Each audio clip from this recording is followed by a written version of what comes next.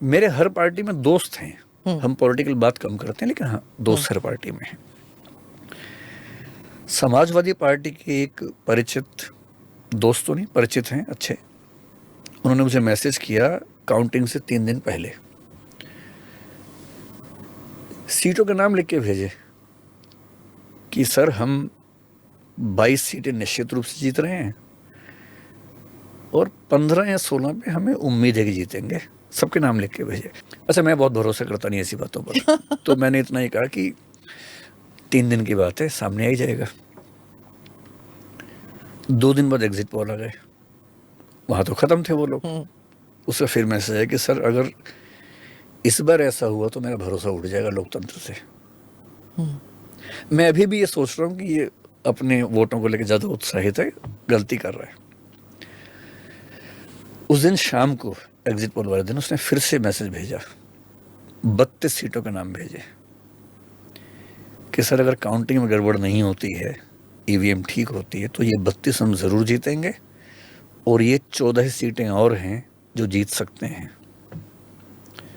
Surprisingly वही 46 सीटें Samajwadi party जीती वहां पर।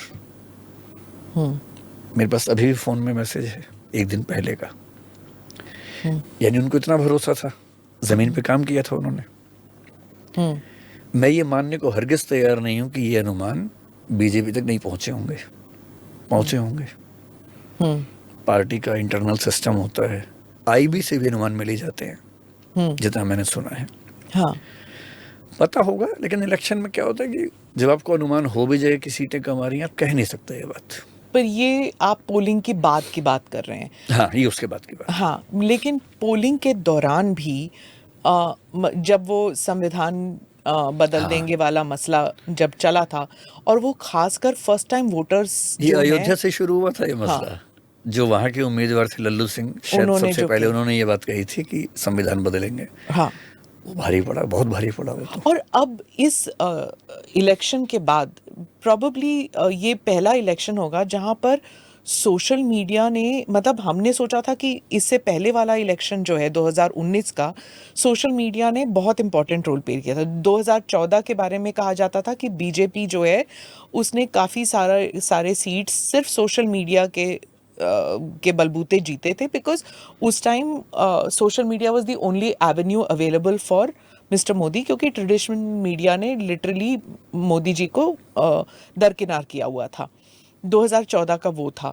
2019 में सोशल मीडिया का बहुत अहम रोल था, लेकिन 2024 में एक अयोध्या फैजाबाद का वहां से जो बात चली वो आग की तरह फैली पूरे देश में।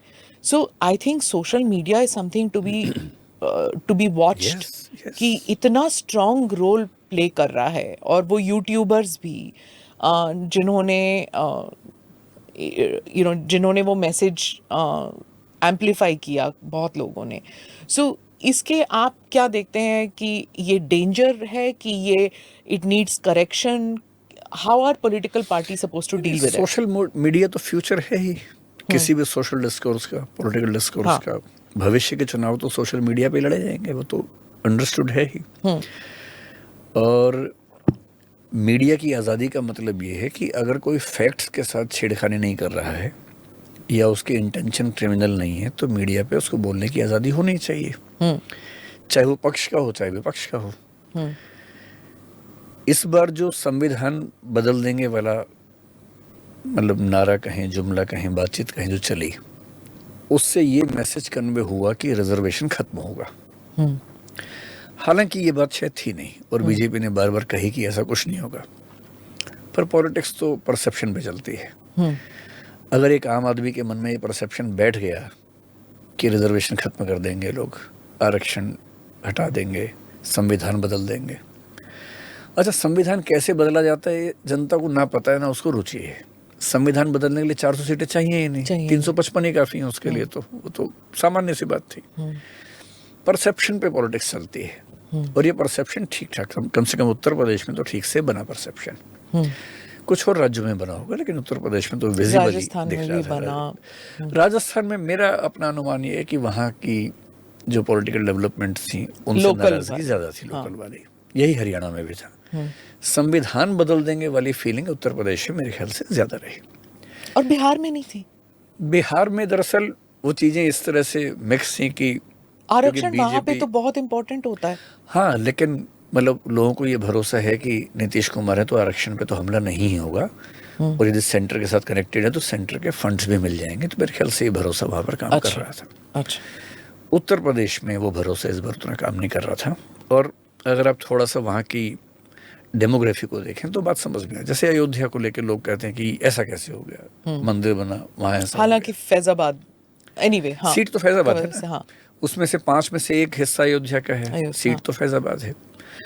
फैजाबाद के आसपास की लगभग सभी सीटें समाजवादी पार्टी ने जीती हैं। तो ये मामला किसी एक सीट का है नहीं, आमतौर पर चाहे वो बस्ती की तरफ जाए या और 1-2 सीटें जो वहाँ पर आसपास है, अम्बेडकर नगर वगैरह, वो भी बीजेपी हारी ही है।